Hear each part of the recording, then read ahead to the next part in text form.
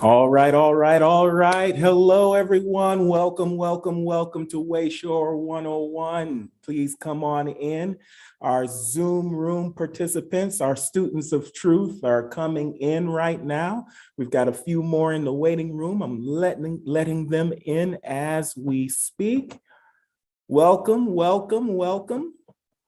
And welcome to you if you are watching us, viewing us, coming in on our Facebook Live platform or our YouTube channel. My name is Reverend Eric Ovid Donaldson. I'm the Senior Associate Minister at Unity of Sacramento, and we welcome you to this. I believe this is our fifth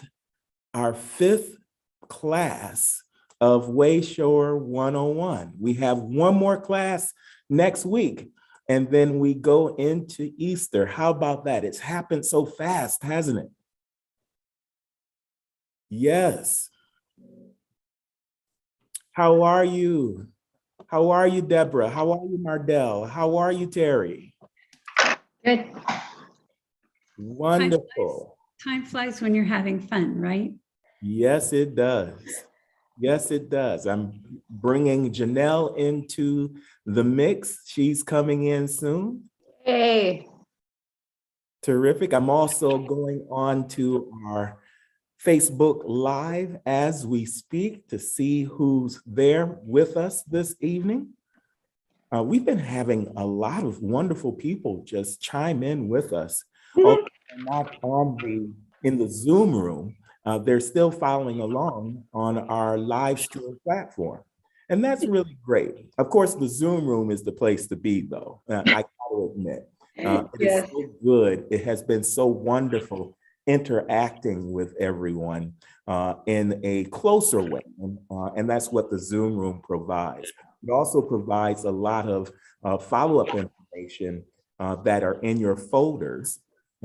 We have a folder that we share with all of those who have registered for the class, and we've put more information in there. We have some fantastic booklets from Unity on Lent.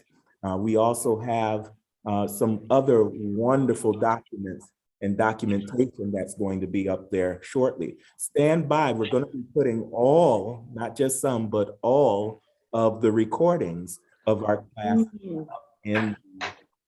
up in our folder. So you'll have that forevermore. You'll have it unto perpetuity, as they say.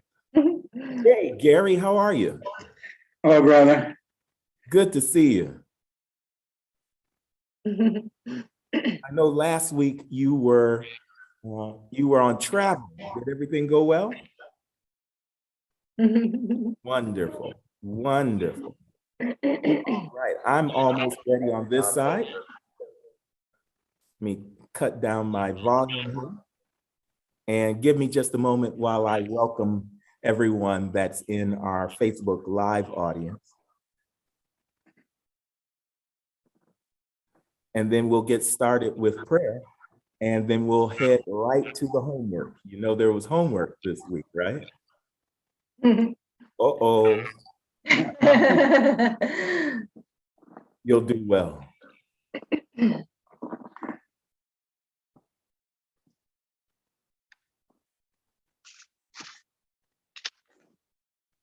All right. Very good. I'm solid now. We've got 6 people watching already on the Zoom. How about that? That's fantastic. They haven't chatted yet. I'm going to encourage everyone to chat, whether you are in our Zoom room or if you are in our Facebook Live, just so that we can see who's joining us and we can acknowledge you during our coursework, our class. Here comes Cynthia. Cynthia is in. Come on in, Cynthia. Yes.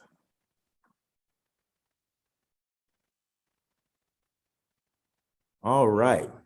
Looks like all of our classmates are here. Welcome to everyone.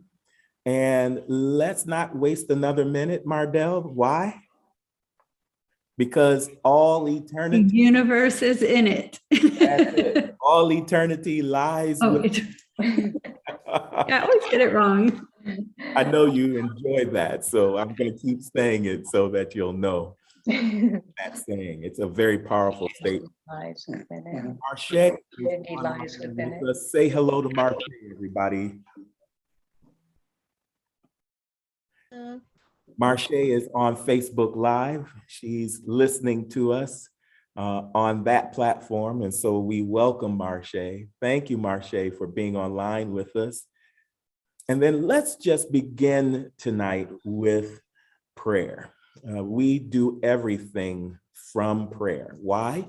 Because prayer allows us to drop to the center. It allows us to become balanced and focused and open and receptive and all of those good things that are necessary to be the best students that we can be in this classroom.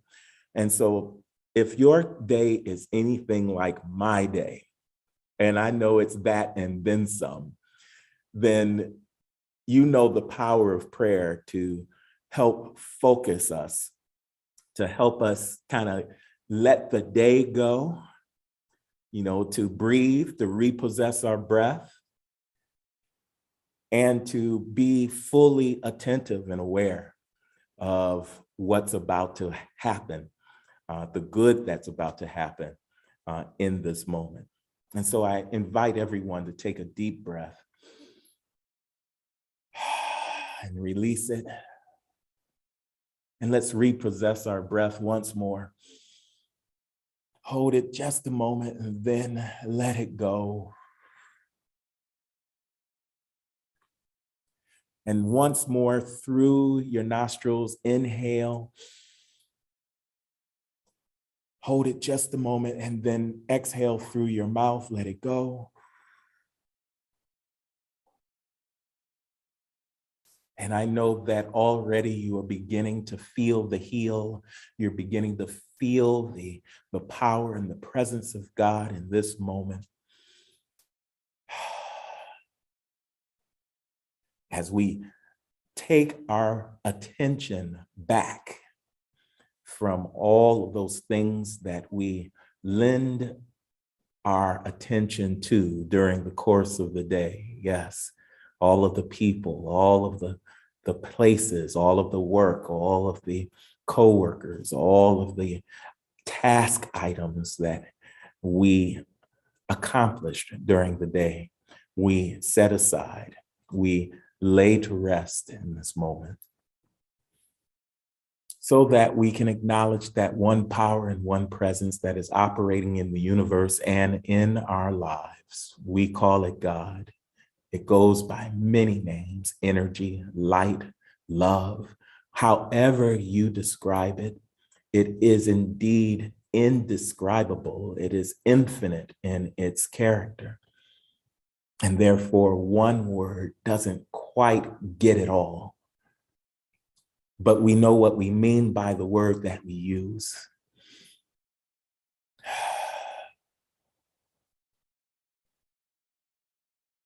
And it's in this moment of stillness, this moment of quiet, this moment of peace,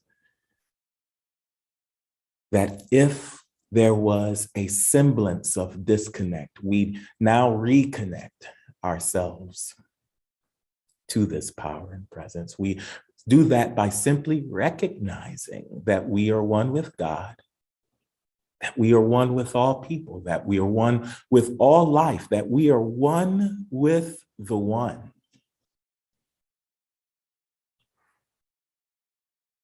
This one mind is indeed our mind. We live and move and have our being in this mind.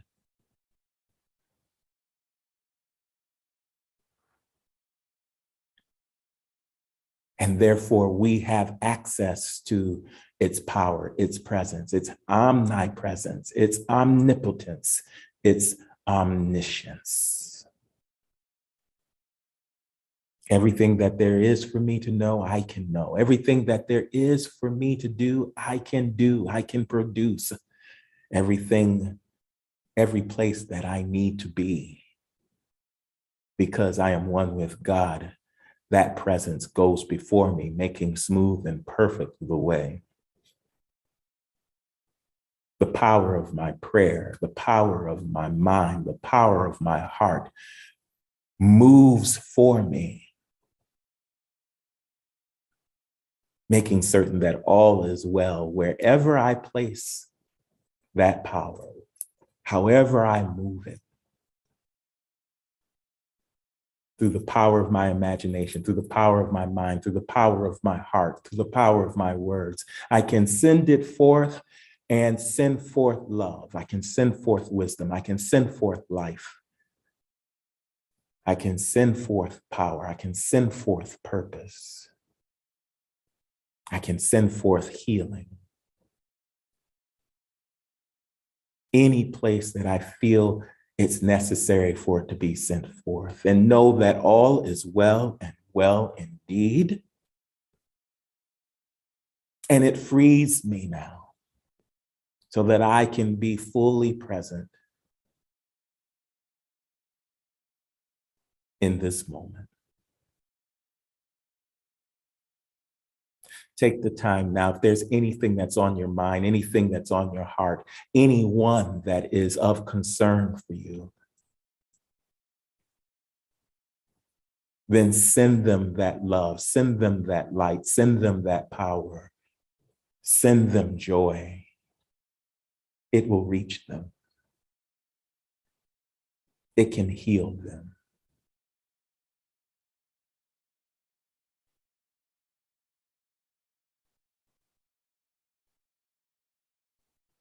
Send forth your well wishes.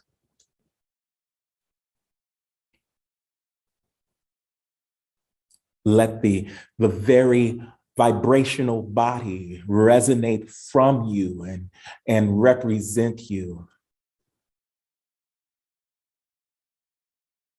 in a beautiful vibrational, radiational hug. Hug your family, hug your friend, hug your coworker. Envelop them in this powerful field of light and love.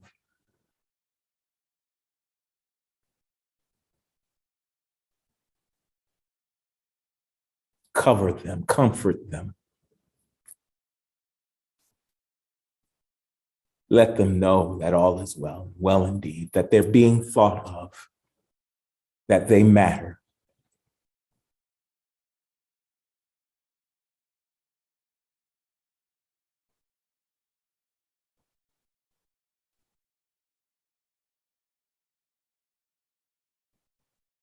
Send it through Facebook, send it through Instagram, send it across oceans, overseas.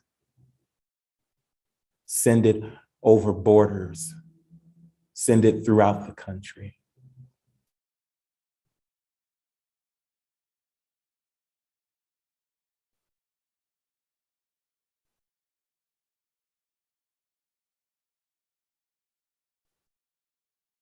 And now that we have all of the universe covered indeed,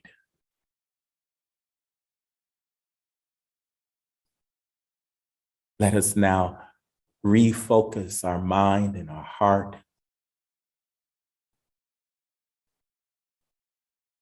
to the teachings that are about to be shared amongst ourselves. It is the Christ, the Wayshower, that is the teacher of this class. We open up our minds and our hearts to its teachings, for it is our way to better living.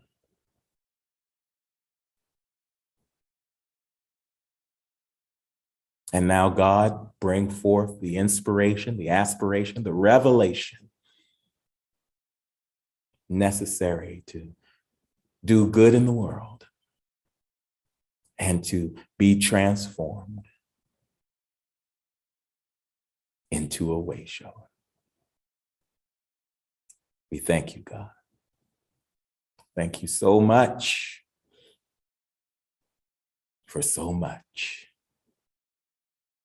So it is. Amen and namaste.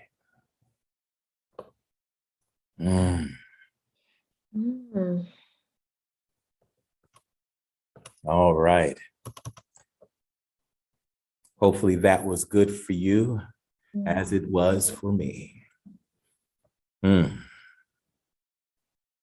All right, let's do a little check-in. Just want to take a minute, just a minute, to go around the Zoom room and see that you're doing well, that you're okay. And so who wants to start first? Just giving a quick check-in.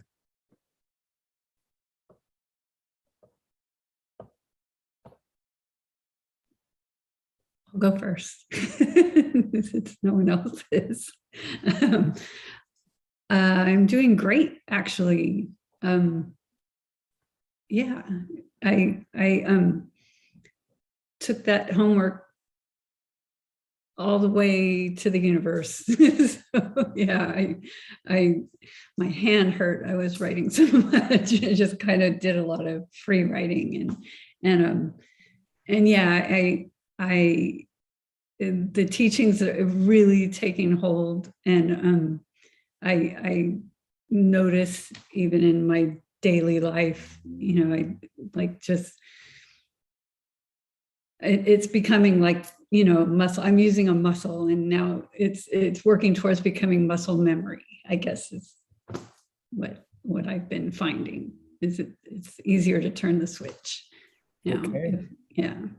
Very good. We're going to come back to your homework after we all check in. So we're very excited to see what came up for you during the homework and through the week. Yeah, well, that's it for me. All right. Beautiful. Bless you and welcome. Who's next?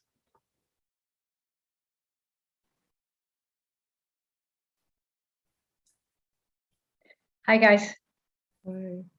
Hi. Hi. We feel like we're just catching our breath because our granddaughter had her first track meet today. And so we got there at 3, but she didn't run till almost 6. So we had to do that and come home and grab something to eat. And but she did well. And it was great to see her participating. Isn't that the best? I'm a track enthusiast. I love the track and field. And so I'm good to hear that she did well. I see Deborah giving some love as well. Terrific. Well, namaste and welcome, Terry and Gary. Glad you're here. And so you raced back to be on the Zoom call. Yeah. Yeah, we did a 100-meter dash. Fantastic. Very good. Thanks for sharing. Who would like to go next? I'll go. I'm kind of like the Grays. I feel like I made a mad dash in here. So I'm catching my breath too. So no, I'm doing well. It's been a super busy week. I'm looking forward to all of our various celebrations in the next couple of weeks at church. And yeah, and I'm well, and I'm here. I'm glad to see you all. Glad to see you as well, Deborah. Welcome. And I'm glad you're doing well. I almost fell asleep. I felt like I was having an out-of-body experience with your prayer, actually, Rev. It felt so really relaxing. So thank you for that. And I have had a pretty good week so far. Wonderful. And with that, I'm in. All right. Welcome. And I kind of got caught up and carried away into the ethers myself with that. I was like, oh, let's take this to somebody. Let's share this energy. Absolutely. I'm glad that it worked well for you. Glad you're here. Janelle, Last but not least, huh? it's so good to see you. Hello, everybody. Much better this week than last Thursday. So, you know, we're gearing up for our state testing. So just trying to prepare the kids for that. But other than that, you know, everything's going great, and they are getting restless. The hot weather is bringing out their emotions. We've had a couple fights that we haven't had in a long time, so we gotta nip that in the bud and kind of wheel them in and that kind of thing. So that's taken a lot of time trying to get that situated, but you know, that really good. So my energy level's up, so that's a good thing. Fantastic. Welcome, welcome, and so glad that you're here. Thank you all for checking in. I check in happy, healthy, wealthy, and well, and just ready to rock, ready to go. So let's get started. I'm going to welcome everybody that is on our Facebook Live platform. I see that Janice Ross is with us. Hi, Janice. Everybody wave to Janice. Let her see you. And last week, I gave some homework, and it was a powerful assignment. It was an assignment that is based off what Rev Kev spoke about the week before. And it was all about healing. It was about whether or not you want to be healed. And at one point in that wonderful story that we shared, if you missed the story, it was about the paralyzed man that was beside the water, beside the pool. And Jesus asked the man, "Do you want to be healed?" And the man gave all sorts of excuses, but Jesus did something that was extremely powerful. Jesus commanded the man to pick up his mat and walk. And indeed, the man was able to do that.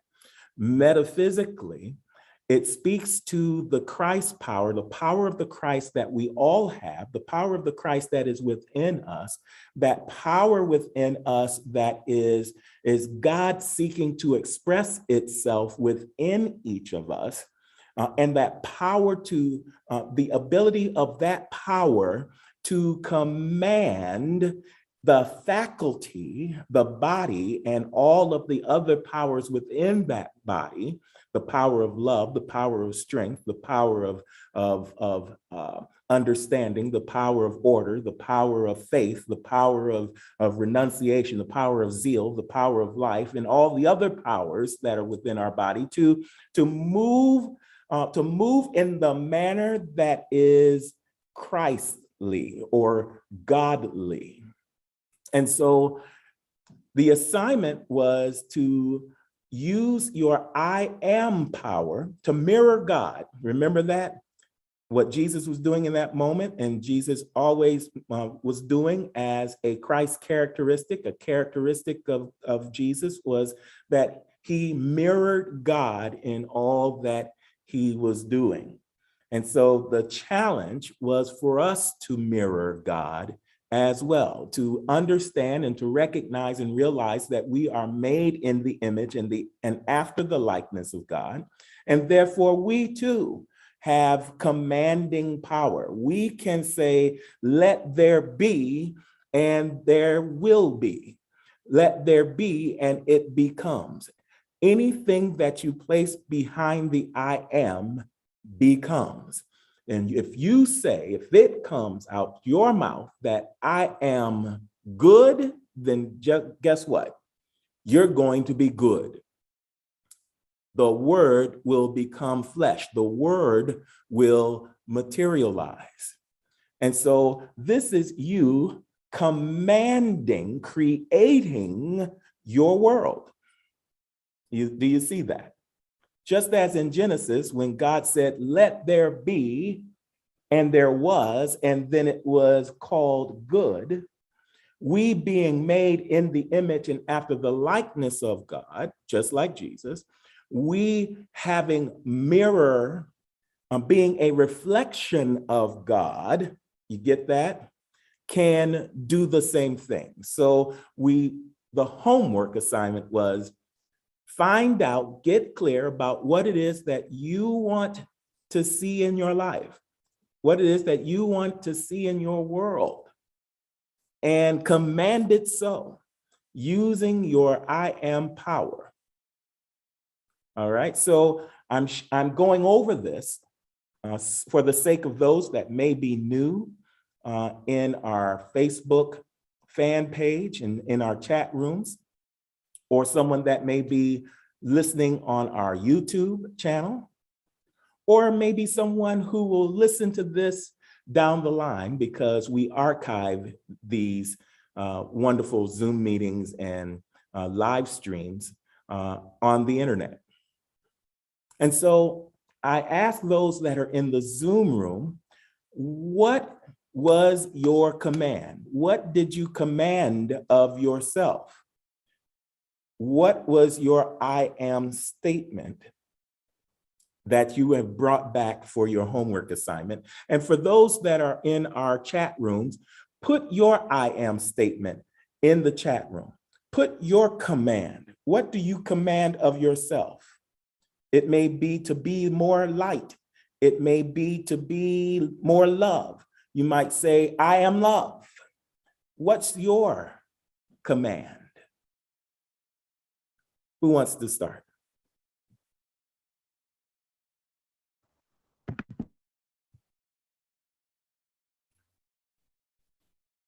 I'll go, Rev. Go for it. So mine was, well, continues to be, I am understanding. I find that when I'm in a rush, especially, I forget that part. So that's one of the things that was my I am statement this past week. And it's really caused me to be more present to everyone who might get in my way, so to speak, who might be caught up in my whirlwind, or even just at home, when I'm tired or the family's calling and things like that. So that was my I am. That's a powerful I am. Understanding is a powerful foundation, literally. It's understanding. It's a foundation by which you want your will to be guided. You want your will to be guided by the Christ always, but you want there to be an understanding, because our will has a way at being the executive power of our bodies, of our being. The will has a wonderful way of just executing. It's doing things as it sees fit to be done. But that doesn't necessarily mean that it understands an order to things or why it should be done when it's done. And so understanding really helps the will to have direction. Do you see that? Yeah, I do. It's been interesting because I'm in the seeking of being understanding. It's helping me to remember that I don't necessarily have to agree, but I can still understand. Mm-hmm. Very good. Very powerful. I do understand.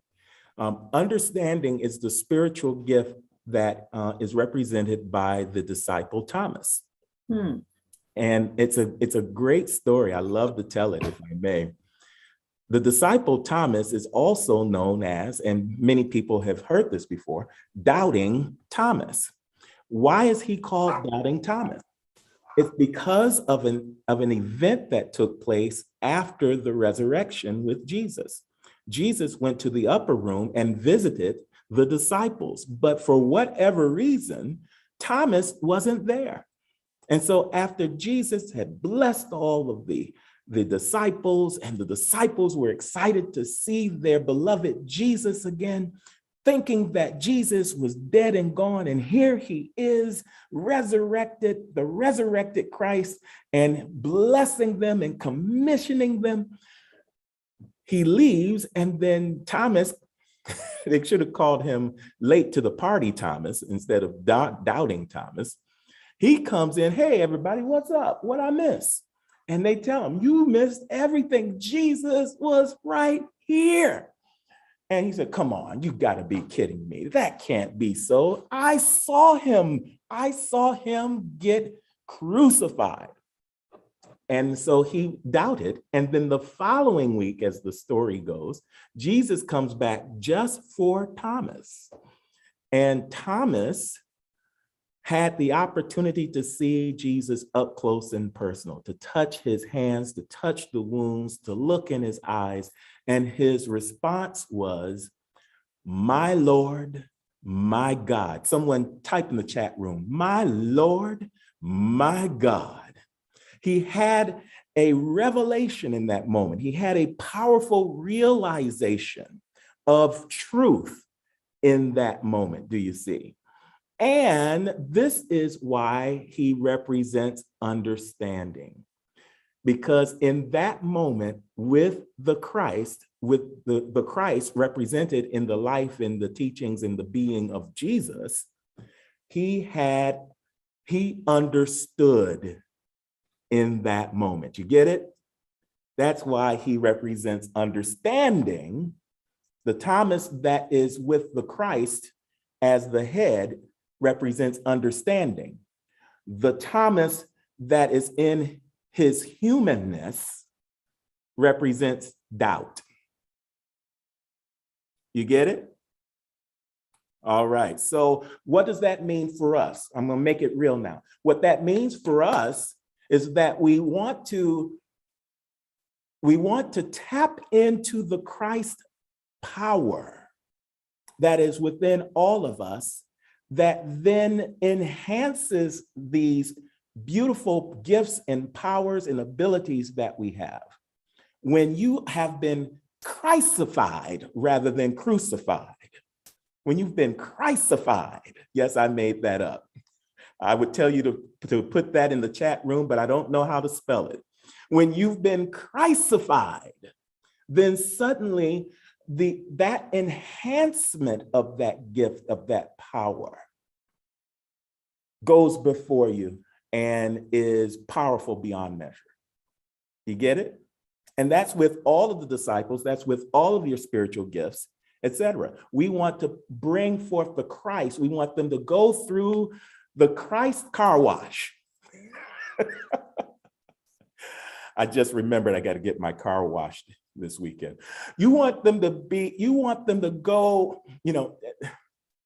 okay, I'm going to go back to my childhood for a moment, okay? And some of you may remember this. I don't know. Some of you may have had brothers. Some of you may have played with this toy yourself. When I was a little kid, my mom and dad would get me for Christmas Hot Wheels tracks. Anybody remember? Deborah knows what I'm talking about. If you know something about Hot Wheels, just say, I know, Rev, I know. Just put that in the chat room. I know, Rev. And there was this one Hot Wheel track that I loved the most. It was the Hot Wheel car wash. And the Hot Wheel car wash had these two motorized buffers on the side. And so when it goes through this car wash, these things were spinning, right? They were spinning around inside. I know because I looked in there and put my finger in there and got it caught one day. But the car is supposed to go through the car wash, and then those little buffing things, those buffers that are going at an accelerated rate, catches the car and then zooms it out across the track. And now it's supersonic, and it gets all the way around the track and then goes through the car wash again.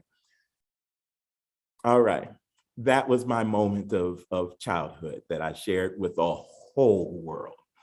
All right, but you get what I'm saying? When you bring your gifts to the Christ, then it gets zoomed, it gets empowered, and it has more for you to work with than you would with your ego alone. That's all I'm saying. Okay, I had to go there, but I think you get it. All right. Thank you, Marcia, Rev. Marche says, I know, and she actually spelled crucified. Thank you, Marche. I appreciate that. And Elizabeth from Idaho. Hey, Elizabeth. Elizabeth says, her word is, I am God's love in all situations. And she says, as much as possible, but we're going to take that as much as possible off. Let's stick to the truth. Let's stick with the absolute. Let's stick with what you want to create, Elizabeth. You are God's love in all situations, period. Period. Stand in your truth, Elizabeth. That's powerful. I love it. Let's give Elizabeth some love. All right. And thank you, Deborah. Thank you. That was really powerful. Our likes and loves are going up for Elizabeth in the chat room. Thank you. I see Elizabeth in the chat room. If there anyone else, I see Deborah in the chat room. I see Marche in the chat room. If you are in the chat room and we can't see a chat from you, we don't know you're there. We would love to recognize you tonight. So put in the chat room who you are and where you're from if you're on our Facebook Live chat. Thank you so much. Who wants to go next in the Zoom room? That was powerful, Deborah. Ah, Mardell. Yes, come on, Mardell. Didn't want to be first this time, but actually have two. Okay. One, I am sacred love in motion. I am sacred love in motion. Will someone write that in all of our chat rooms? These are things, I mean, these are unique to you, Mardell. I don't want to take that away, but would you mind if you just share that with us? Because that is so good. That's something that I want to wake up saying, you know, I am sacred love in motion. Well, that's why I have two, because I've been using that one for a while, but as a stretch, I am radiant. I am radiant. Yeah, oh, so that's my stretch. I love it. So tonight's meditation was all because of you. Is that what it was? Because we radiated in our meditation tonight, did we not? Yes. Yes, we did. So that's powerful as well. What does that say to you when you see it, sense it, say it, hear it, feel it, read it? What does that one command, that one I am statement say to you? How are you feeling? Can you put it in words for us? For me, it's about shining my light and not dimming my light. It makes me feel powerful. It just makes me feel like I've got rainbows and glitter all around me. So it gives me a good visual. But it is a stretch because it's what I'm working on. And, you know, I'm kind of shy. And I know some of you might not believe that, but I'm working on coming out of my shell. So I wanted to have a stretch because that first one was my go-to, and I love it. But yeah, I love them. They're both fantastic, Mardell. And I'll tell you a secret. I'm shy too. I really am. But my favorite all-time scripture is something that Jesus said, and I think it was so powerful to me that Jesus said it about me. He said it in another gospel about himself. But in this particular gospel, the book of Matthew, he says it about all of us. He says, you are the light of the world. Matthew 5:14.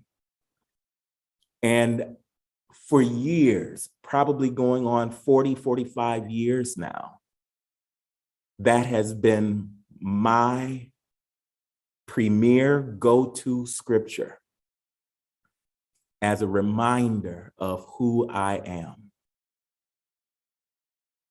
So I share this with you. This is very, very powerful. I get it, is what I'm telling you. I totally get it. So we all see you in your light. We see you radiating, and good job. Terrific. Give you a round of applause. Terrific. All right, who's next? Who's next? Come on, we're on a roll here. Hey, Janelle, I see that hand. Come on. Yeah. Video for a short time. So the homework was an easy one for me because this is something that I have been working on personally for a few years, and actually I'm going to be getting it tattooed on my arm soon. I just approved the design of it, and it's I am enough. Woo! And having years of being a people pleaser, being in codependent relationships and just really not feeling enough. I have finally come to an acceptance of the fact that there's nothing wrong with me. Everything that I come with is me. All the highs and the lows and that I go through and everything, all the quirkiness and that I can get. Same thing. Once you get to know me, I come out of my shell a little bit because same thing. I'm reserved, believe it or not. But once I become comfortable, then you start to see a lot of me. But really coming to this acceptance that I'm enough, and if you don't like it, oh well. Just really not trying to, everyone's not going to, I don't have to always be that person for everybody, and that's why coming to this, I have been able to be in a relationship that is speaking to the fact that I'm enough. And once I came to that, this person came into my life, and it is holding true. So What a great testimony that you're giving about what has resulted once you've held yourself in a certain way. It created the space. You created the space. Someone just said, fabulous girl. Go ahead, get it. I put that on there, but that's what they said. It's in the chat room. You can read it. but you have created the space by your command, by your creation. You created the space that welcomed what you really wanted to experience in your relationships, in your life, in your affairs. And is that accurate? Yes, very accurate. Wonderful. That's very powerful. And that's a great lesson for all of us. I think most people have experienced the feeling of not being enough. And a good practice here's what we're practicing, here's what we're learning through this process, through this class. We're learning to be very attentive to ourselves. We're learning to pay attention to our feelings, to our thoughts, to our words, to our actions, to our reactions. And then, most importantly, Once we get a bead on what it is that we are experiencing, we're making some decisions as to, or getting some clarity as to what it is that we really want, if that isn't it.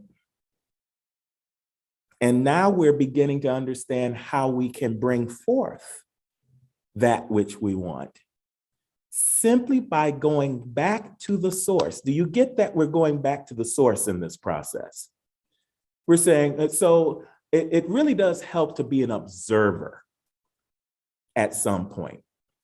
I know we're experiencing it, and that experience can be whatever that experience is. It can be joyous, it can be sad, it can be happy, it can be mad, it can be angry, it can be a lot of things. But at some point, probably sooner than later, we want to just observe it and go, is this what I'm up to? Is this what I'm about? Is this who I really am? Or has this come forth by default because I really didn't pay attention? You get what I'm saying? And so we say, you know what? Okay, it happened. Has anybody ever happened to themselves? It happened. But now I'm clearer about what it is that I really want to experience. And so one of the things that we are teaching here at Unity of Sacramento and many places around the world is how to go back to the source and to speak it and to become it and how to create it so that we can experience that, whatever that is for you. And it is powerful when it comes forth. What's powerful about it? The understanding, Deborah, that we're that powerful, that we can produce things in the world, that we can co-create our lives. Or as Rev Kev would put it, we can design our lives. Okay? Life by design, not by default. All right. Janelle, powerful. Give Janelle some love.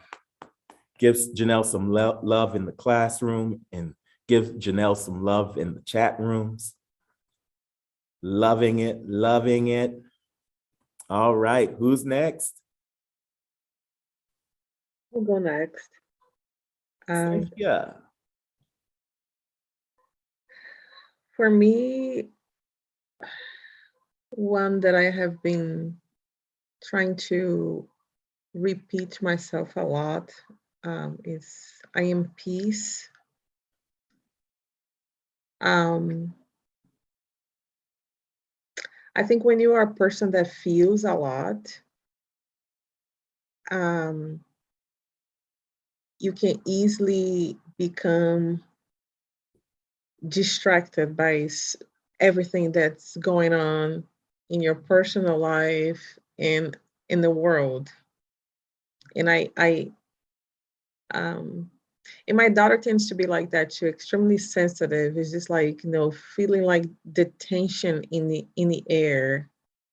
And I think with what just happened here in Sacramento, it's just like I feel this energy in the air, and it's just like trying to calm myself, trying to remain at peace.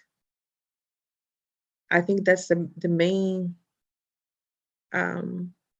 challenge for me. Is just like, and I have caught myself asking asking a lot. It's like, gosh, I wish I could be like, like go back, like back in the future. I want to go back in the past, just like take a peek sometimes, like, because there was a lot going on around Jesus. It's like, how did you just kept, you're cool? How, I mean, he must have had his moments of just like, oh, you guys are just too much. Because it's just like, how, I mean, I've been asking myself that a lot. It's like, how did you keep your cool? I mean, how you just maintain your composure and you just, you dealt with so much. I've been asking myself that a lot lately. Mhm. Yeah. You got a really powerful statement. And what's powerful about it is that you're commanding it. You are in command. This is an I am statement that speaks directly to you and who you are. And so, and this is the good news. Are you ready for the good news? What's going on within you has very little to do with what's going on outside of you. Very little. In other words, unless you let it, what's going on outside of you cannot supersede what's going on within you. I think Deborah said that's fire. I see some kind of fire sign going on with Deborah. Either that or she's just warm and needs a fan. But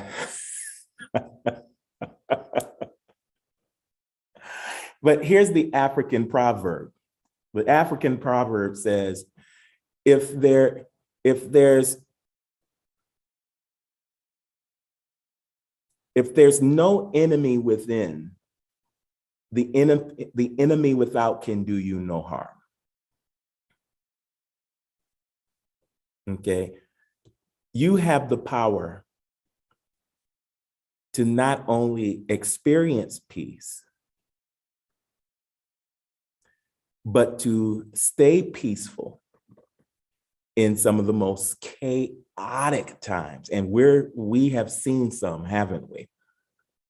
We've seen a lot in these past few weeks, let alone a few years. And so this is a very important one and a very powerful one. I don't want to take this lightly. But Jesus even said, blessed are the peace makers, not the peace takers, but the peace makers. And so probably the first thing that needs to happen is for us to get clear on what peace looks like for us. What is that for us? Is it going out on the seas like Jesus did when he got fed up and needed a break? He did, but he went apart. He didn't fall apart. That's how Jesus handled it. Whenever the crowds were getting to be a bit too much, and they were, because like Jesus was a rock star in his time. He was like the Beatles and Michael Jackson rolled up in one. And people were following him all over the place. They even went out in boats. They went out in boats. He went out to the seas. They were in boats waiting for him to speak when he was done being apart from people. It's great. It was crazy. Who does that? He said, build a boat. We're going out to him. And so, yeah, he felt it too. But he also took that time to be prayed up. He took that time not only to rest and to give himself some self-care, but he also got clear. Also, always gave himself a reset so that he could continue his ministry in the direction that he was directed to do it. And so being that he's the Wayshower, being that he is the model that we are looking at, we can look at some of the things that he did and we can mirror that. We can pray. We can, and you've done this, we can go back to our roots. That was powerful when that happened for you. We can reset. We can push the reset button. It can look like what we say peace is for us, but we have to make it. And that's a great lesson for all of us, to be clear what peace is for us. I had a saying. I was full of sayings back in my young days. Not so much right now, but I'm going to try to reach back and pull one. It said, if life is a puzzle, if life is puzzling, perhaps we just need to find the missing piece.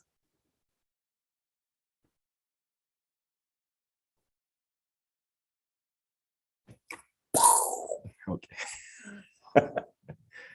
If life is puzzling, if anybody's ever done puzzles before, you know how chaotic it can be when you almost got this thing put together and there's one piece left. Have you ever put a puzzle together and there's one piece that is either missing or that doesn't fit into the last hole? If life is puzzling, find the missing piece. All right, that's an Eric Donaldson original, trademark, copyright. All restrictions apply. Thank you, Cynthia. Excellent, excellent command. Let there be peace. We even have a song that says, let there be peace on earth, and let it begin with my neighbor. No, with my coworker. No. Let it begin with you, but not with me, because it's all your fault. No. Let it begin with me. Thank you, Cynthia. Give Cynthia some love. Yes. All right. Who's next?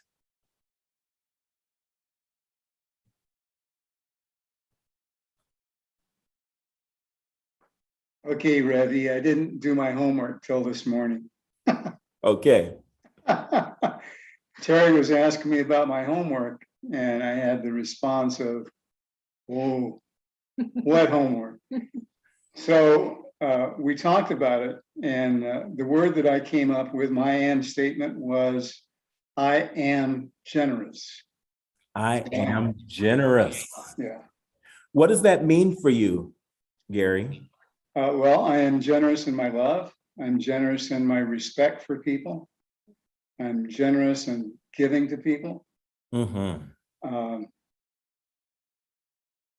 I'm generous financially to my spiritual community. And so it fits for me to be a generous person. And Mm-hmm. so we had a discussion about that. That was about 9 o'clock this morning. And then about 2 hours later, I had a call from a new customer that I'd never heard of that wanted me to do some work for him. And so that was good. And then 30 minutes later, I had another new customer. Whoa. So in the space of 1/2 hour after I had made that statement, my I am statement, I had 2 new customers I'd never heard of for my consulting business. So I feel, I've been blessed. God's been with me through a lot. And, ever since we did that workshop, which you were a part of, and I made that declaration about my consulting business with Rev Kev and Anita, my business has just exploded. So it's gone international. Terry and I have been to Europe a couple of times, 3 or 4 times on my business appointments. So I'm at the point now that I'm trying to slow this train down. There's some point that I want to just stop and retire, fully retire, you know? Mm-hmm. But it keeps coming. So I'm saying there must be a message here from God that he does not want this train to stop. Yeah. How wonderful might it be, Gary, if you became a wayshower?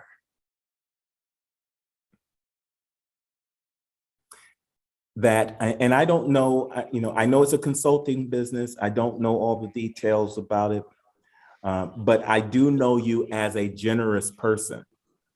How generous would it be if there was a way in which you were so generous that you generated all of the resources, all of the personnel, all of the people that might, and draw to yourself those that have the same kind of generous spirit and heart, and you showed them the way so that it doesn't stop. That even if you were to take a sidestep and just enjoy watching what you have created, you actually have it in a way that it is still generating services for people.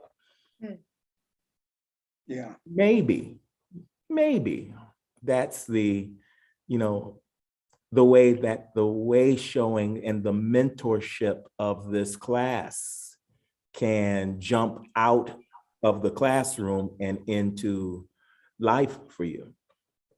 That just came up. Don't. Yeah, no, I think that's true for me, Rev. Mhm. I train one person who lives in Barcelona. Wow. To do this work. And so he is doing this work now in Europe. I've also trained and mentored another one that is doing the work here in California and East Coast. And so yeah, that is what I want to do.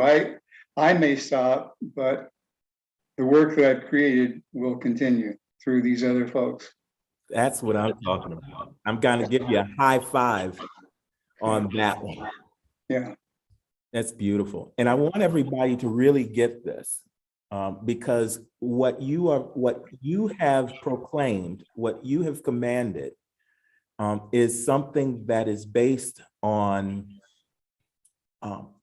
getting out of our head that there's some sort of lack or limitation in the universe. There is none. And therefore, there is no reason not to be generous. I can be generous and know that what I give cannot be depleted because I give from a source that Keep coming back. depletable. Yeah. It's not just what you give, it's where you're giving from. And that's where your generosity exudes and expresses from. It's powerful. That's powerful. And I get it in you. I really get that. So I applaud you. Beautiful. Mm-hmm. So I live with this. And I ask him, I see these things happen. And I ask Gary, how do you do that? What are you doing? And he says, here's the answer. I'm not doing anything. He is what you just said. He is being it. That's what I think. So, right. But he is very generous. He's generous with me. He was generous with me this morning in talking about my homework. I think I'm still in a quandary. I started with I am worthy. And for purposes of this class, I'm using my singing. And I'm singing in the choir, and then I have a voice coach also. So I said I am worthy all day Tuesday, and that happened to be the day of my voice lesson. And my coach said something to me that it explained things in a way that I'd never heard her say it before. and it gave me a boost. It was really, really, really good. So I think the I am worthy, I stepped into it at that moment, and I told her that, thank you. I think I really needed to hear that. But going back to Mardell and who else is our shell person? I'm also a shell person. So part of my being in the choir and singing in public is letting my light shine. I love that song. I love that it was at Unity when I came there, that they sang that song with the little kids. You know, it was so appropriate. And so that's how I feel every time. I feel like God gave me the gift. In other words, I was instructed to go sing, and Rev Charles was a part of that too. There's a whole story to it, and he knew that he was. But so the worthiness comes, like I feel like I've kind of let him down, and that I let Regalia down when I don't like hit my notes and know the song that we're supposed to know from 3 years ago, but we're supposed to anyway. I feel like I let them down, and so I don't feel worthy. So that's where the I am worthy came from. But like Gary pointed out, and what you just said is, if there's no enemy within, no enemy without can do no harm. I think that's what you said. Mhm. So it's like, he was asking me, do you really feel unworthy when you don't hit the note, or when Regalia is not happy with the choir? It's not just me, but I said, no, it's not that I don't feel unworthy.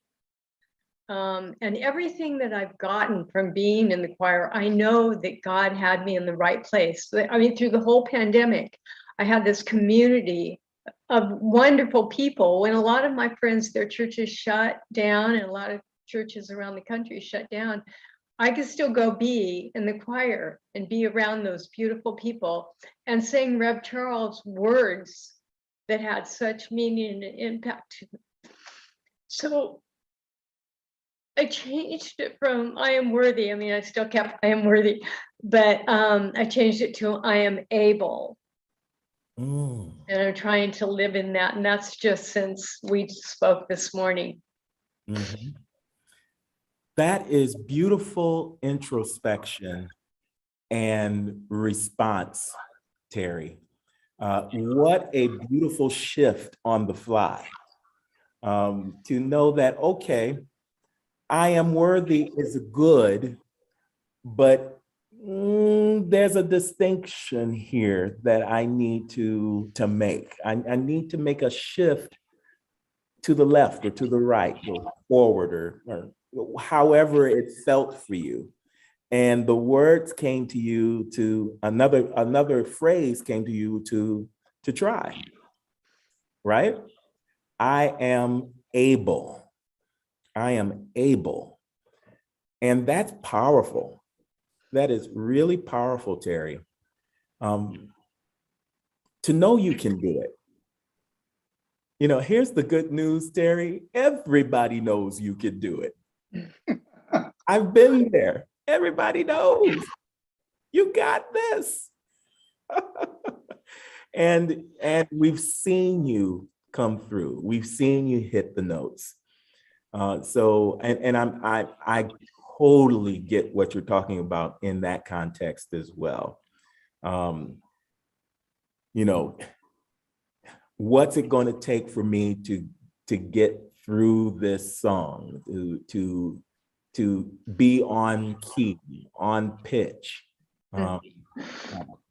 and it's a wonderful life lessons come from participating in a choir. Mm-hmm. Yeah, I really do. Wow, I'm blown away by the two commands that you selected for yourself.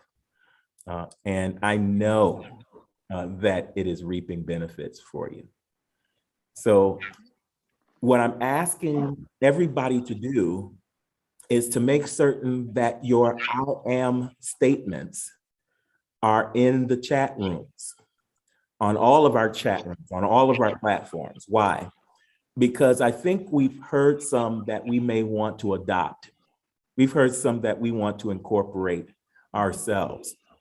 Now, you may have one that's just for you. That's your personal one.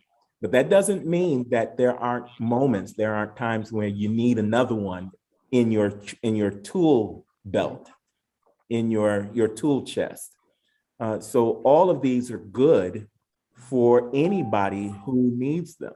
That's the good news about what we're doing. You know, we don't have to be selfish and say, oh, this one is just for me. We can take it and we can share it with anybody who needs it, because we're all one. Ultimately, we're all one. We're all in this together. And so thank you for sharing your statements. And then furthermore, allowing others to hear it and take it for their own, should they need it. You just helped someone. You passed it forward, as we say. Yes? All right. Thank you, Terry. Thank you, everybody. This was wonderful. This is wonderful. Marche says, I am a spiritual being having a human experience. That's her command. She to always remember that she is spiritual at the core. And her experiences are human. There is something powerful about being human. There is a lot of beautiful things that come out of being human, being vulnerable, being able to experience and to express life in such a beautiful way. I get it, Marche. That's powerful. All of these are powerful. You guys are something else. I'm telling you, one day y'all going to just go ahead and teach the class, and I'm just going to sit back and watch. All right. So let's go to our next segment, which is to review Sunday's service. And Sunday's service was out of this world. Why? Because it was in response to something that took place the Sunday before at the Emmys. Yes. And hopefully you didn't see it and you heard it. But for those of you heard about it, but those of you who saw it, it was quite stunning, almost shocking, what we saw.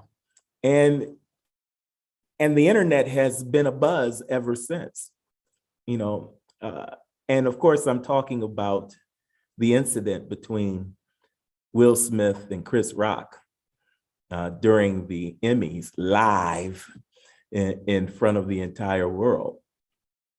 And so I want to share my screen now.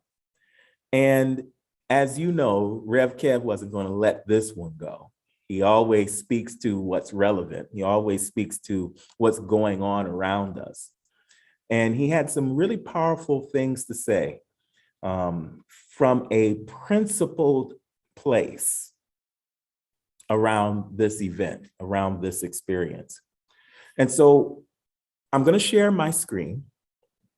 And for those of you who are in the Zoom room and those of you who are watching on our live stream platforms, I want you to get some paper, get a pen, and write down some things that really speak to you, things that that gives you that aha moment. And then when we come back in about 10 minutes or so from this video clip, let's talk about what you heard. Let's talk about some of the things that, we'll each take one thing, maybe two, that really caught our attention. And I want people in the chat rooms on Facebook Live and YouTube to share with us as well. Are you ready? Here we go.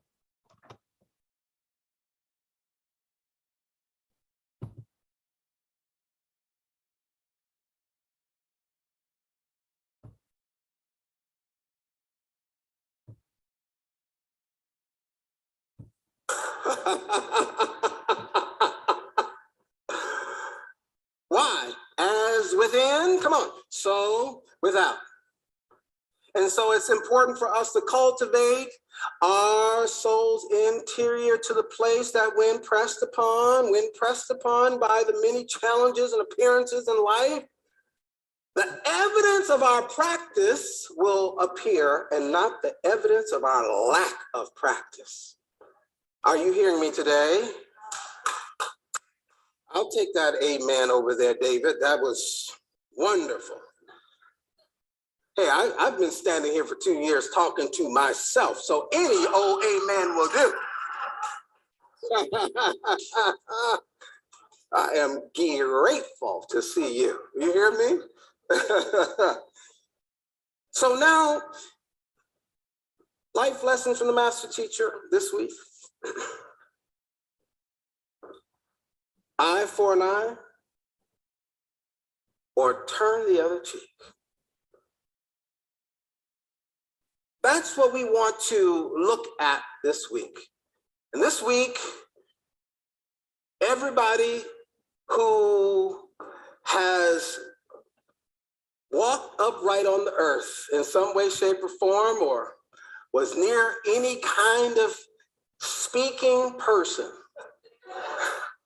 has heard about the Will Smith, Chris Rock incident. Did we not hear about it? You haven't heard about it? You were at the monastery, weren't you?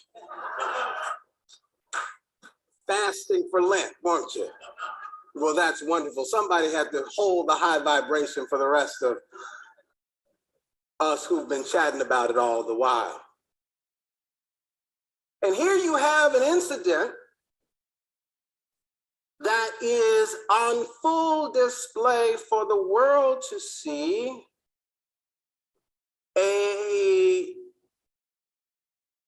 The degree to which each of these individuals is practiced in the basis for right thinking. Did you hear what I said?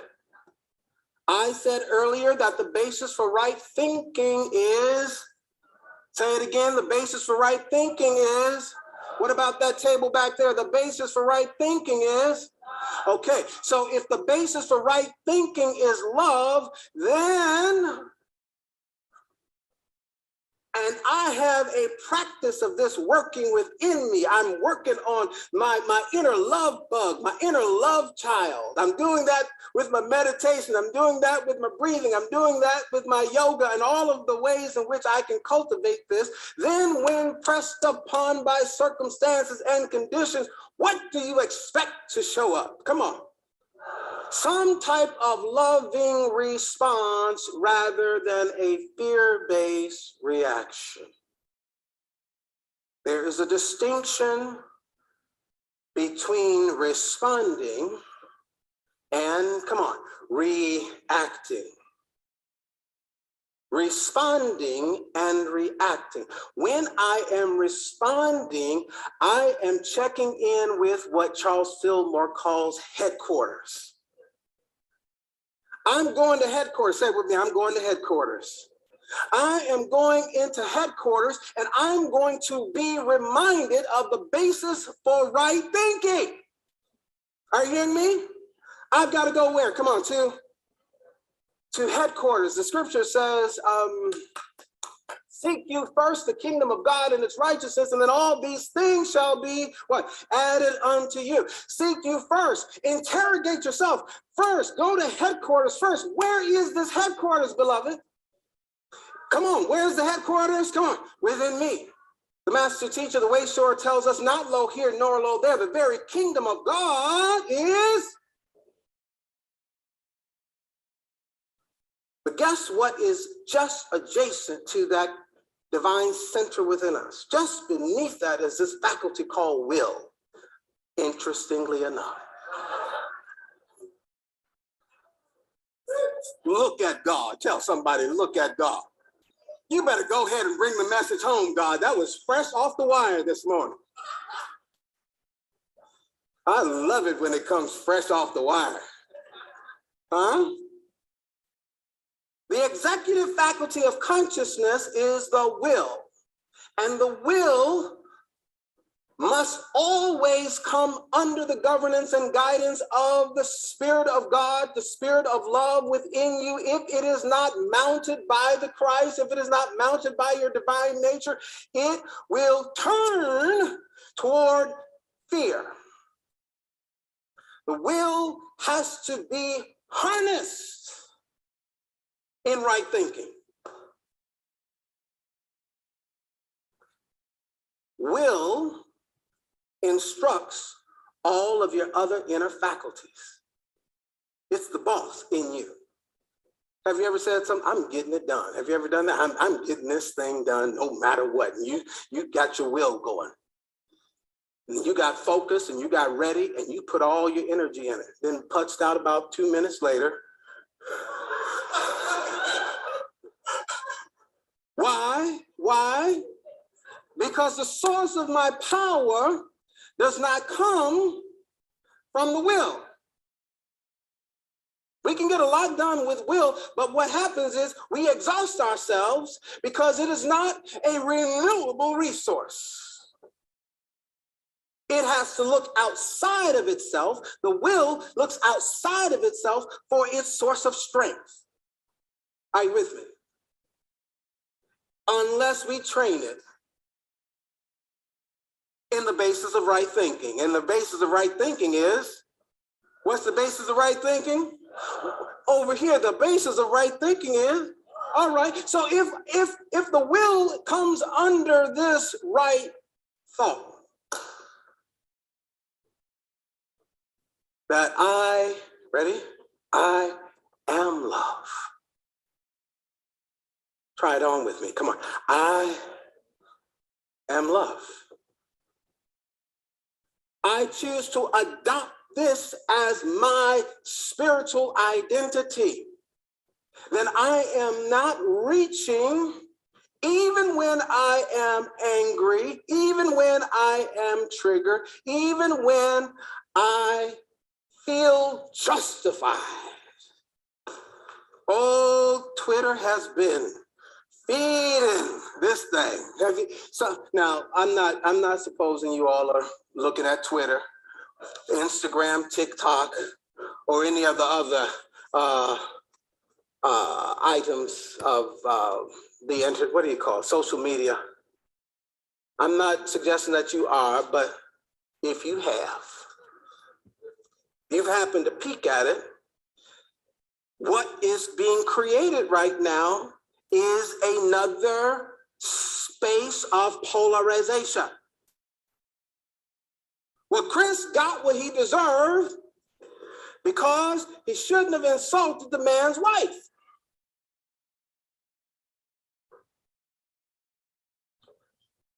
When I am not grounded in spirit, I'm also not mindful or making the heart careful with my word selection. Here's what I know about Anita Ross. If we're going out, I mean like going out, she's gonna spend a little extra time getting it together. True story, true story. We weren't going out at this particular time. We were dating and it was her birthday. So I coordinated a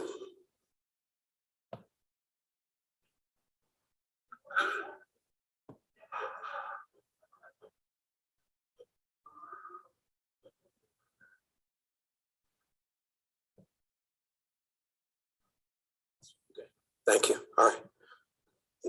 Tell them it was about to be good, wasn't it? It was. Anita shut it down from New York City.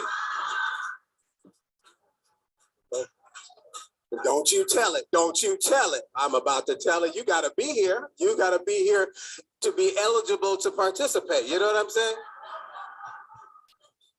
You want to win. You got to be present to win. It was a birthday. So I put all this energy into throwing a surprise birthday party for her. Anita is an analyst. She's an engineer.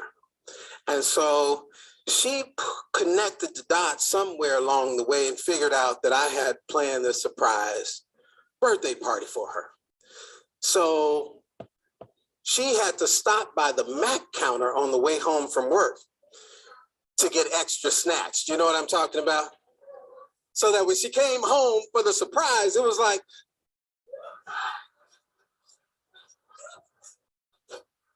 oh, she was ready.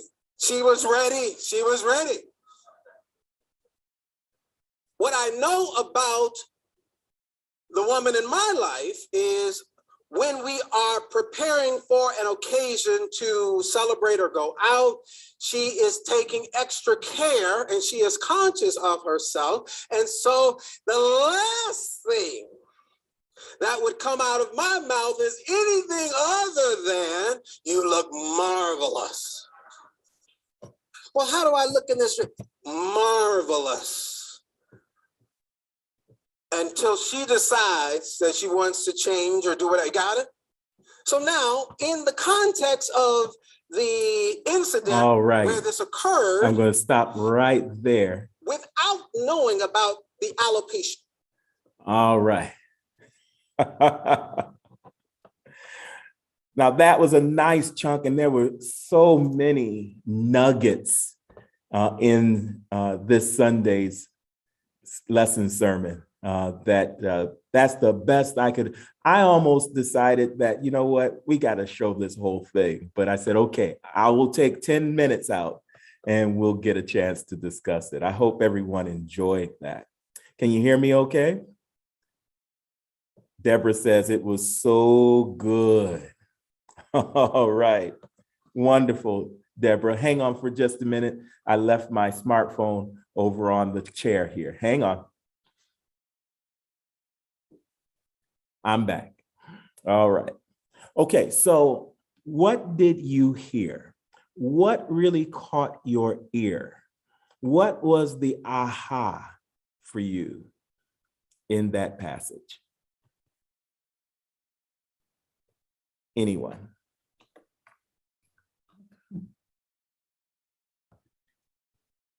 What really got me actually was in the beginning, the difference between responding and reacting. Mm-hmm. And how if you're centered in love or going to headquarters, which I think of as being centered, if you're centered, you're not prone to reacting.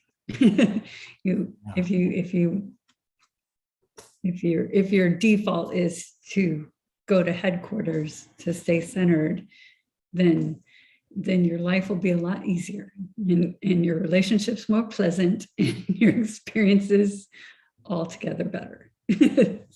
That's excellent. And it certainly, we did see a distinction in that event, a distinction between responding and response could have looked a lot of different ways.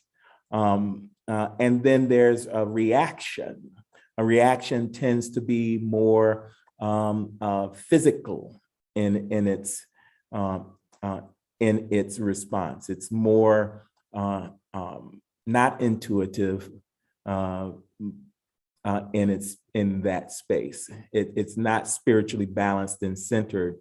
It's a reaction. I used to take my knee and hit it and say, this is often the way that we react in life. You know how the doctor would take that instrument with the little triangle on it and hit that one spot in the knee and your shoe would be kicked off. Yeah. Will Smith's shoe was kicked off on that Sunday. For me, it's also, it takes me out of fear-based expression or reaction. Typically when you're off center, then you're reacting out of fear. So, yeah. Beautiful. Thank you for sharing that, Mardell. Who else? What really caught your attention? What was the aha moment for you? Raise your hand. Gary, I saw you the last time. I saw you saying me, or was that you, Terry, pointing at Gary? Yeah, what stands out for me is will. I think the will is a very powerful force. It serves me well in my life. But what I discovered was that unless will is connected to the spirit, it is sometimes very ineffective. And so when I always check my will in with the spirit, it is more powerful without it. Isn't that a great lesson? It's a lesson for all of us. You know, check in with the spirit. Let the will check in with the spirit so that it can be divinely guided and directed and instructed. Yes, so that we can be willing, come from a space of willingness rather than willfulness. That's powerful, Gary. Excellent. Well done. Deborah. I was kind of the same thing for me was responding and going to headquarters versus will. And I just got that it all kind of ties into including my I am statement, kind of ties into what I have been giving up for Lent, which is being automatically annoyed. And then the whole, I am understanding part. I mean, that's really just being in at least a near constant state of, checking in with headquarters, going to headquarters first. And I just got that, wow, these are all kind of tied in together. So that was just kind of neat to discover. Mm-hmm. Yeah, those are tied in together. And that was an aha moment for me as well. As I was listening to Rev Kev this past Sunday, and then just going back in my mind how everything unfolded. There was just so much there to process, and so much there to take in terms of, what, well, first of all, let me put it this way. There but for the grace of God go I. So, because this life is a school, and as long as I breathe, I'm enrolled in it. I can take some of these things and, without being judgmental, really get the lesson and the blessing. Yes, it didn't happen to me, thank God, but still, that doesn't mean that there isn't a lesson in it for me. And I can reflect on it without being judgmental to any party that was in that situation, Mm-hmm. and check myself. Mm-hmm. Check myself. And what I'm hearing from you, Deborah, is that you checked yourself on some of these things, where, and this is where I'm hearing it, where in my life am I annoyed, and am I annoyed to the degree that I might jump off somewhere? That's about right. Okay. And hey, right here, it's good to be able to check ourselves. And I'm going to share a little bit more about that, because I think there's a real great opportunity, a real great process in this that I think is good for everyone. Thank you for sharing, Deborah. Mm-hmm. Who else? What stood out for you? What was your aha in that moment?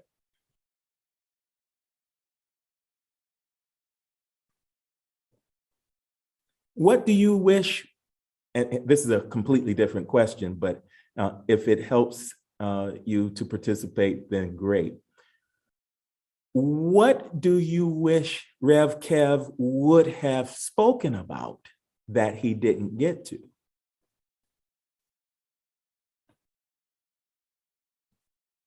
He addressed a lot, but did he address enough? Deborah? Oh, right. For me, again, that it's the understanding part. I felt like I would have liked to have heard more about, but can we understand why Will would do such a thing? it's not okay. It's a terrible reaction. But can we get down to just the humanness, the being human of it, and being under pressure, and certainly things that we don't even know about or see, and just being in the moment, and just, man, just it crossed the line. And so you crossed over to the other side. You know, just the humanness of that. I would have liked to have heard more about just understanding what it's like to just be in that moment where it just snaps before you can even think about, you know, your next step, and having understanding without necessarily agreeing, you know, continuing to love on someone, even though they did this terrible thing. Okay. Would it help if I shared a little bit on that subject? Yeah. Things to think about, things to consider when we see something like this occur, whether it be with Will Smith and Chris Rock, or be in our own domain. Yeah. So here's the thing. And Rev did say this, so I do want to start with this. Practice. That's what came to me when he was talking about. He talked about the power it is to be in a practice, so that when those moments come, when that perfect storm comes, you're still at peace. You go and you almost instinctually go into your process, and that's a response, as opposed to a reaction, and reaction is such a great word, because when I hear that word reaction, I think of an allergic reaction. You know what I mean? Something that gives you the hives, or something that catches your throat, or makes your eyes bulge out or swell, or, you know, that kind of thing. That kind of reaction is a great word. Okay. In other words, your action is in response to what happened outside of you. Okay. So an action occurred outside of yourself, and you are responding to that. Then a response from within yourself, a response that is coming from your practice. So practice makes, and this is a great quote from one of my dear minister friends and colleagues, Reverend Burnett Lee Jones. She would say, practice does not make perfect. Practice makes automatic. So if you're not practicing, then what shows up is something that comes out of default. Okay, if you are practicing, then you know where to go to when these things occur. So it's always good to respond on the front end, practice on the front end, than to have to go to a practice on the back end of all of these things. You may have heard that Will Smith has, I heard in the news that he has committed himself into a facility to work on his emotional state. Okay, and you know, he's going to be okay. At least he's addressing it in the way that he feels best to address it. And so here's how it works. There's a process of 5 activities that are going on in the state of your being. 5. Number 1 is your thinking. Thinking, write that down in the chat room. Number 2 is your feeling nature. Feeling. Number 3 deals with your speaking, the words that come forth in your mouth, through your mouth. Fourth is your actions. And fifth is your reactions or responses. And so if you're doing work first with your thinking, thinking is the activity of ideas through your mind. And thinking is something that is emanating, that is moving through mind. And so this is what we teach. This is why if you attend any of our classes, we talk so much about mind, because we know that everything first begins with an idea in mind. And so the question that you have to ask yourself was, I'm going to put it nice, and then I'm going to put it 100 after this. The thing that you want to ask yourself is, what thoughts are moving through mind that are predominant, that we are holding? Because you can't help but to think all sorts of things. Things come through the mind all the time. This highway we call I mindy mind, okay? But then there are some thoughts that we hold on to, and the longer we hold on to them, the longer that they have to germinate, to gestate, to begin to move into our feeling nature. We begin to feel something about this thought. Are you with me thus far? Now, that's the nice way of putting it. What thoughts in that situation with Will, and in situations in our own lives, what thoughts are going through our minds, and what thoughts are we holding on to? And there are several ways in which we can hold on to it. We can consciously hold on to a thought, or we can subconsciously hold on to a thought. When we are consciously holding on to a thought, that's when the conscious mind, the mind that thinks and analyzes and makes decisions, begin to turn that thought around and look at it in different ways. Okay? They hold on to that thought. We hold on to the thought. When we are working with thoughts subconsciously, that's when the thought has reached our feeling nature. What do I feel about this thought? And we begin to create opinions and have memories and things of that nature around the thought.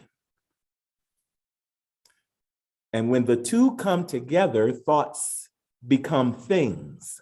And we are the thinkers that think the thoughts that create the things. Now, I still haven't given you the 100 yet about thinking, about the thought. And so in relation to Will Smith, Chris Rock, and especially Will Smith, the question to ask is, what on earth was he thinking? What are you thinking? I mean, really, what was going on for him is what I'm saying. This is what I'm really saying. What was going on for him, not just in the moment, but before the moment, that when something outside of himself appeared, it created a reaction.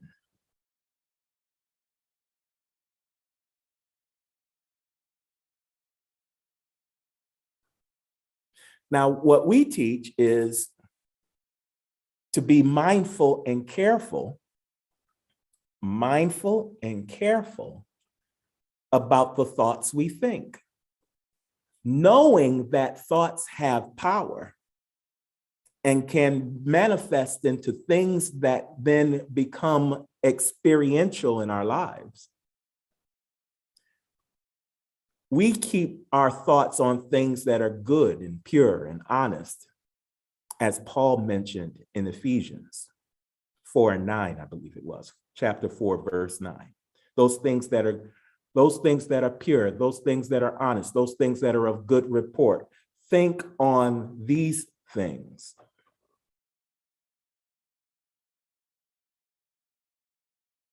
Why? Because then when they begin to sink down into your subconscious mind, this is what begins to be created in your life. As a man or a woman thinketh in his heart, so is he or she. As a man or a woman thinketh in their heart, so it becomes. That's the process, from mind to heart to experience. Here's another way of putting it.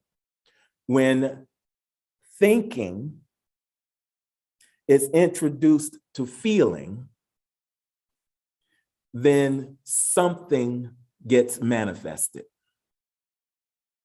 It has a little baby. Mr. Thought, and Cynthia, this might be good for the youth, the way that I'm putting it, for the youth class. Mr. Thought, as I'm thinking about this, maybe not. Mr. Thought meets Mrs. Feelings, and they have, baby thing, whatever the thing is. I gotta have fun somehow. Have you got it? Okay, so now bring that back to the Will Smith, Chris Rock situation. And say, okay, can I see what happened behind the scenes? Can I see what happened spiritually? I may not know what was on Will Smith's mind, but I know that Will Smith has a mind. I may not know what thoughts were going across his mind, but based upon the results, there was something far more than just a GI Jill or GI joke involved for it to trigger that type of reaction. Who here thinks that there was more going on than just alopecia? Yeah. Okay. Okay, so that's thinking and feeling. Let's go to the words. The speaking. Scripture says, thou shalt speak a thing, and you speak a thing, it will come back and establish itself for the purpose that the word has been sent for. So vibrationally, get this. What you are thinking combined with what you are feeling creates a vibrational pattern that manifests itself when spoken.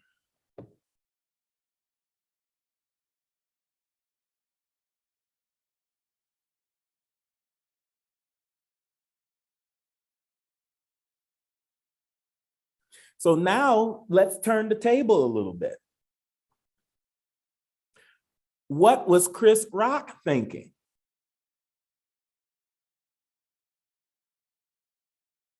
We've said in the Sunday sermons that the basis for right thinking is love.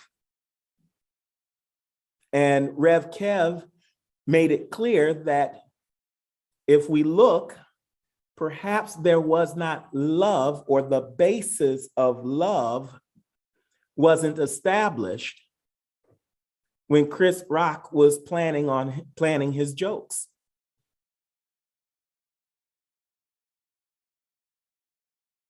Now I get it. Some people say, "What? Wait a minute. This happens all the time. He's a comedian."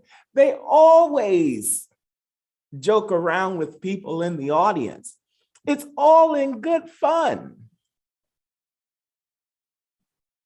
on the surface. But had he considered in love that there may be something more there that he did not take into account?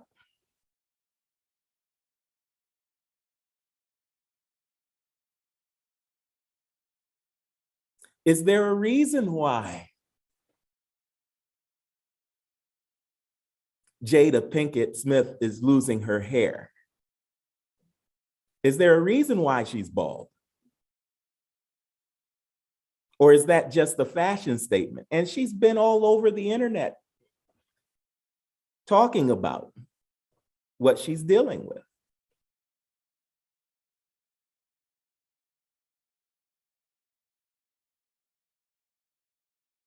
And so, had he considered, was he mindful?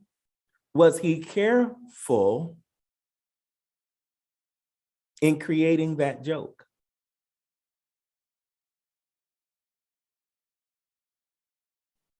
It's a question. And so the joke came forth and then established itself for the purpose that it was sent. Did the joke get a reaction? It sure did. And that's what he wanted. He just didn't bank on the type of reaction the joke was going to make or cause. But a powerful lesson about the power of our words. Here's another Eric Ovidism. Another one of my favorite sayings, an Ovidism. I ought to trademark that too. Choose what you say rather than say what you choose.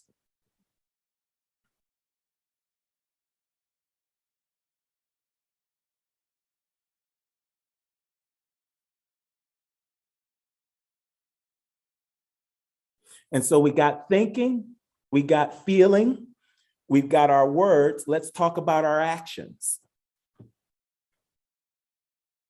Our actions, if the basis of our thinking is love,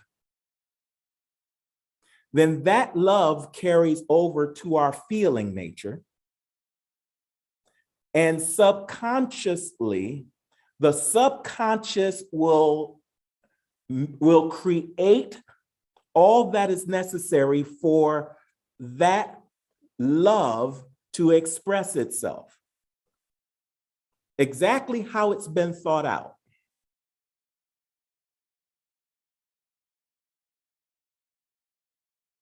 The opposite can be true too.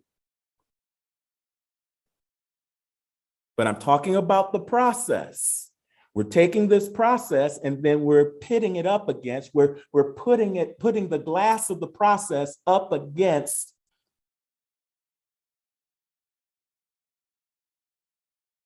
the event, the occurrence that took place at the Emmys. You get that?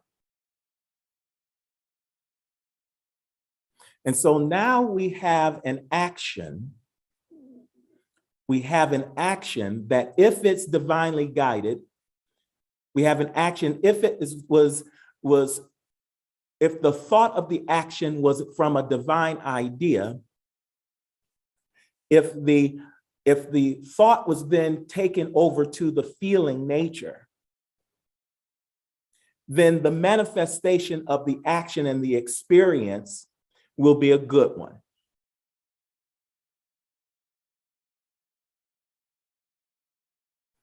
But if it's not based in love, but it's based in the ego, if the thought and the feeling is based in something other than the Christ,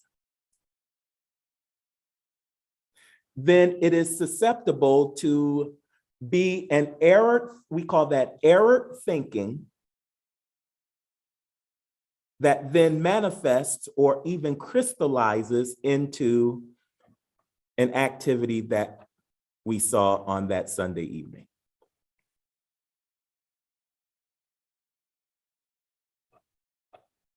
And then the fifth one is reaction. It can be so toxic if it's not based in love. It can be so, it can be so negative that it can create a negative response in return. Or we can get in front of it and it can be so loving that it brings more love. It generates more love in return. So thinking, feeling, words or speaking, action, and reaction. All right. So here's what I want you to do for next week. I want you to be attentive of this process, this order, these steps, and come back next week with an incident, not an incident, an occurrence in your life, good, bad, or indifferent, that follows this process. In other words, take something that happened. Hopefully you take something that happened that's good in your life. And then I want you to do some reflection, some introspection, and be able to break it down. This is what I was thinking. This is how I was feeling about it. This was what I was saying about it. This is how I acted upon it. And this was the reaction that I received, or the response. Do you understand the assignment? Okay. You have hundreds of things that happen through the course of just a day. So find one that you want to share with the group next week. Thinking, feeling, speaking, action, reaction.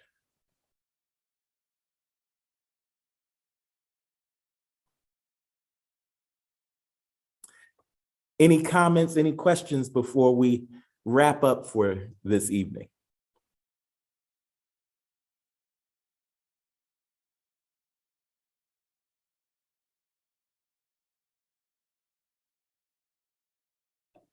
All right. So then one last thing before we take our offering for this evening and close out. Next week is our last week. Wow. And if you remember, I'm speaking to our classmates right now, those in the Zoom room. We want to acknowledge you as graduates of the class, those who are working toward wayshowership. How about that? Wayshowership. And so we have a very special acknowledgement that we want to make for you and to you. We want to acknowledge you during the Easter service. And so I'm going to be in touch with each one of you during the course of the week. One, to see if you plan on attending the Easter service. Everybody go like this. Thank you.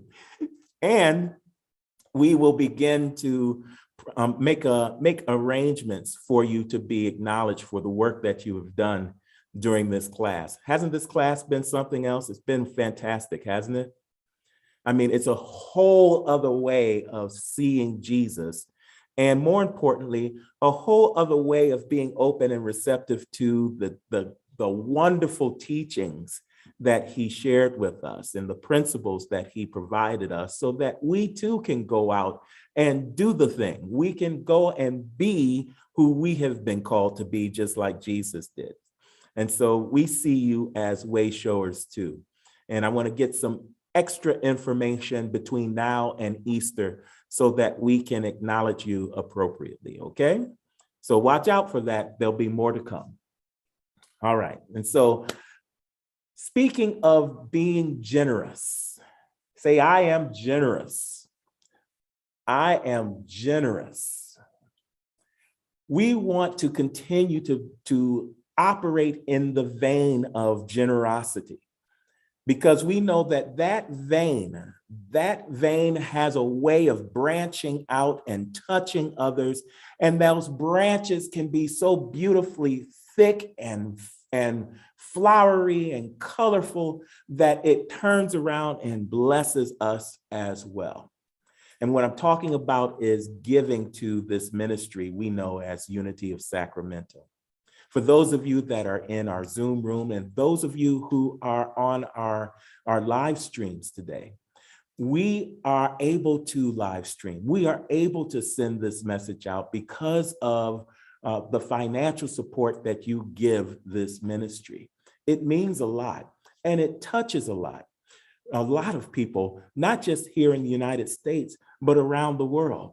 I was so happy to hear, and I know you were too, when Rev Kev made mention of the wonderful people in South Africa who are in touch with these teachings that Rev Kev is now teaching.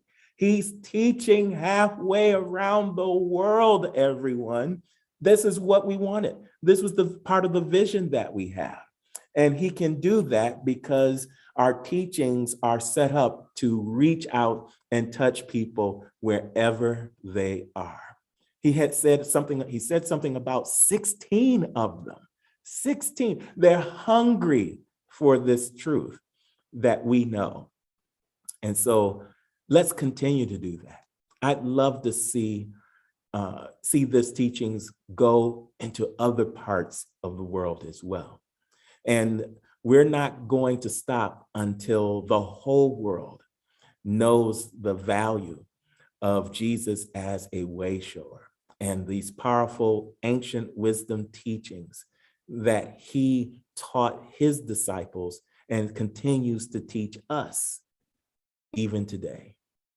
And so I'm asking everyone who hears my voice now or in the future to give to Unity of Sacramento.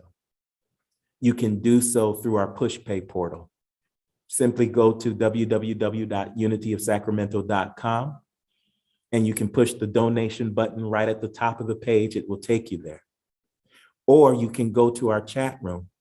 I know our beloved Deborah is on it. I think I saw a chat pop up, a notifier with a link that you can go to and you can give there safely and securely. And however you are inspired to give, we want to take that gift and we want to hold it in mind and we want to hold it in heart. I'm using that process that I just left out. We want to keep it in mind through thought. We want to hold it in heart through feeling, and we're going to speak over it, the power of the spoken word, as we see your gift growing and unfolding and manifesting into something holy and good. We are speaking it so. We are taking the vibrational match and we are tossing it out into the universe, knowing that it will come back to us and establish itself for the purpose that it has been sent. And this action, this ministry will continue to flourish and to grow and to fulfill its mission. And the response that we receive will be glorious.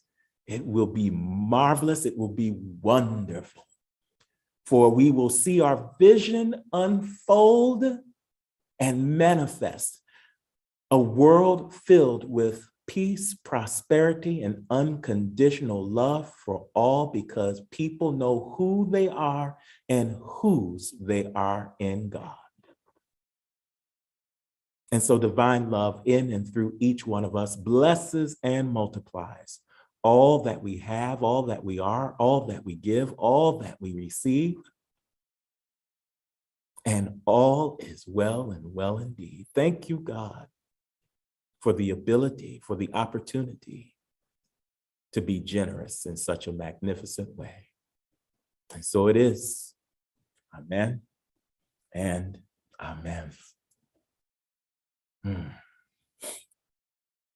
Whew. Wow, another wonderful week, another wonderful class. I want to thank you. Any parting words to our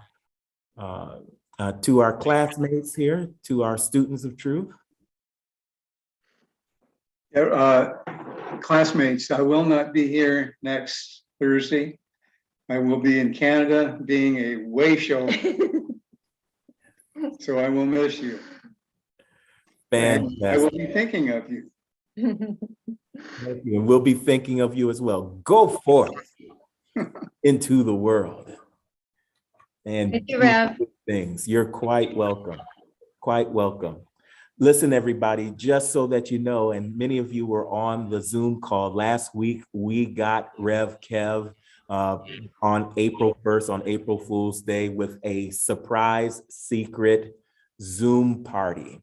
Celebrating his 12th year as pastor at Unity of Sacramento, and also celebrating his birthday, which was the very next day, April 2nd. And we also took that moment. There were over 40 people on the Zoom call. It was incredible. When we took that moment to introduce all the wonderful things that we're going to do in the month of April and beyond for his 12th anniversary. And one of those things is a special worship service, April 24th at 10:30 a.m., followed by a beautiful celebratory brunch. But we need your help. If you think that you'll be available for that, if you want to participate, we need you to RSVP for that. So you can go to, and someone put this down into the chat rooms for me. You can go to BIT, it may be already there because I know Deborah is just so on it. You can go to bit.ly/lowercase RevKev12, RevKev12. Yes, it is in the chat room. Click on that link and please register for the brunch so that we'll have a count. We need everybody to do that by the 14th. And we want to make certain that we have as accurate a count as possible. Thank you so much. There are other wonderful things that you can do, like you can make a celebratory video for Rev Kev, and that information is in the chat room as well. We're getting the word out. We're getting ready. It's going to be a fantastic celebration. All right. Thank you so much for going over a little bit. I know it's about 8 minutes over. Thank you. I don't take that lightly. Thank you for, I'm a preacher though, you have to know. But thank you so much. I don't take it, I don't take you for granted. I know it's late and I wish you well. I wish you good rest and I wish you peace. The light of God surrounds you. The love of God enfolds you. The power of God protects you and the presence of God watches over you. Know that wherever you are, God is and all is well. Peace and blessings, everyone. God bless you. Good job today, class. Great share. Bye now. Bye, everyone. And take care, everyone that's on YouTube and Facebook Live. We love you too. Peace and blessings.